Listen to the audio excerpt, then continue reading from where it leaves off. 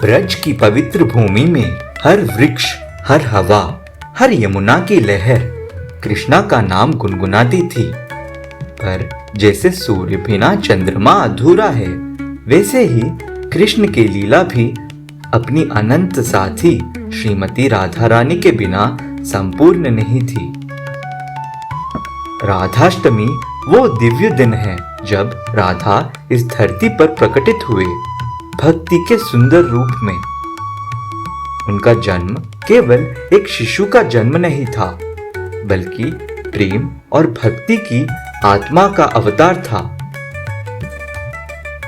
बरसाना की नर्म पहाड़ियों और पुष्प खेत के बीच एक छोटा सा गांव था।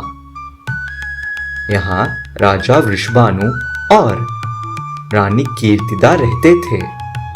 वे धन से नहीं, दया और भक्ति से प्रसिद्ध थे। उनका महल भले ही भव्य था, पर उनका हृदय एक शिशु की अपेक्षा में अधूरा था। हर त्योहार उनकी कामना को और गहरा कर देता, पर उन्होंने अपनी भक्ति कभी नहीं छोड़ी। एक सुबह जब हवा में चमेली की सुगंध थी, वृषभानु महाराज यमुना में स्नान करने आए। आज नदी कुछ अलग चमक रही थी। अचानक उनकी नजर एक दिव्य स्वर्ण कमल पर पड़ी जो लहराता हुआ आ रहा था। कमल के बीच एक शिशु शयन थी। चांदनी सी त्वचा, कमल के फूल जैसे अधर और आसपास दिव्य प्रकाश। महाराज समझ गए ये दैवी वरदान है। कोमल हृदय से वृषभानु ने शिशु को उठाया। जैसे ही उसे अपनी बाहों में लिया, उनके हृदय में शांति और आनंद भर गया। वे उसे महल ले गए। रानी कीर्तिदा ने जैसे ही उन्हें देखा, उनके नयनों से आंसू बहे। शिशु इतनी सुंदर थी कि महल में प्रकाश फैल गया। उसे नाम दिया गया राधा, अर्थात जो आराधना करती है।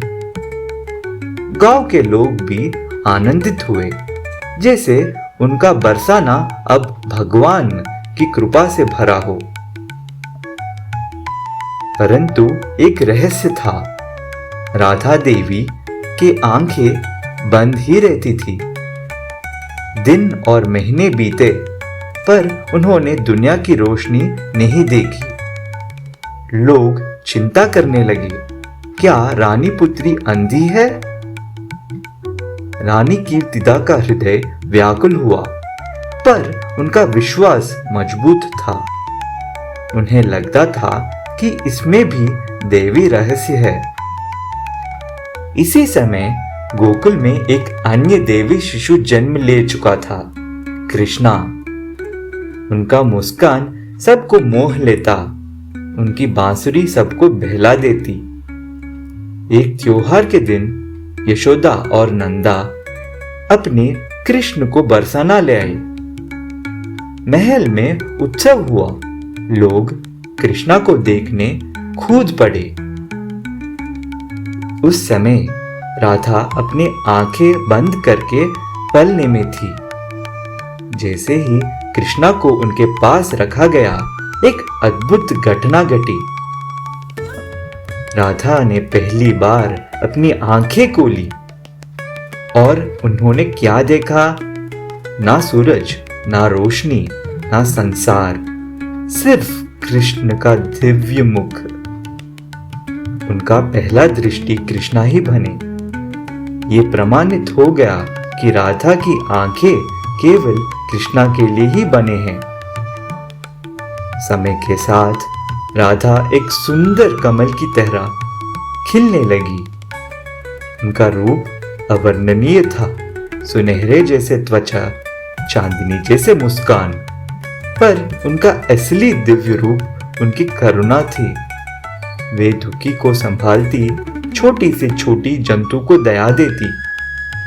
हर पक्षी उनके लिए गाता और हर हवा उनकी सुगंध ले आती। हर वृक्ष उन्हें प्रणाम करता। वे केवल एक राजकुमारी नहीं बल्कि भक्ति की आत्मा थी। राधा और कृष्ण का प्रेम अलौकिक था। ये ना तो विवाह से बंधा था ना समाज के बंधन से। ये था आत्मा का परमात्मा के साथ एक रूप हो जाना। जब कृष्णा बांसुरी बजाते राधा का हृदय नाचता था। जब राधा प्रेम में आंसू बहाती कृष्णा का हृदय पिघल जाता। उनके प्रेम ये सिखाता है कि सत्य प्रेम का अर्थ समर्पण है, ना कि अधिकार। जहां राधा थी वहां कृष्णा थे और जहां कृष्णा थे राधा की आत्मा हमेशा उपस्थित थी। जब से राधा का प्रकाश हुआ तब से लोग इस दिव्य दिन को राधाष्टमी के रूप में मनाते हैं। भाद्रपद के शुक्ल पक्ष की अष्टमी को मंदिर फूलों से सजाया जाता है। भक्तों द्वारा व्रत रखा जाता है, भजन और कीर्तन गाए जाते हैं। राधा और कृष्ण को सजाया जाता है और उनका जश्न मनाया जाता है। ये केवल जन्म का उत्सव नहीं बल्कि भक्ति के जन्म का पर्व है। इस प्रकार श्रीमती राधा रानी की कथा हमेशा चमकती है। वे केवल सौंदर्य का प्रतीक नहीं बल्कि प्रेम की आत्मा है। वे सिखाती है कि सच्ची भक्ति मांगना नहीं, देना है, पाना नहीं, समर्पण करना है। राधा का पहला दृष्टि कृष्णा ही थे। उनका हर विचार कृष्णा था। उनकी हर सांस कृष्णा के लिए ही थी। राधाष्टमी के दिन दुनिया उन्हें प्रणाम करती है, उन्हें जो भक्ति की रानी है, वृंदावन की आत्मा है और कृष्णा के प्रेम का मुकुट है। आशा करता हूं कि ये कथा सुनने और ध्यान करने वाले सभी के ऊपर हमेशा राधा कृष्ण की कृपा बने रहे। जय राधा माधव।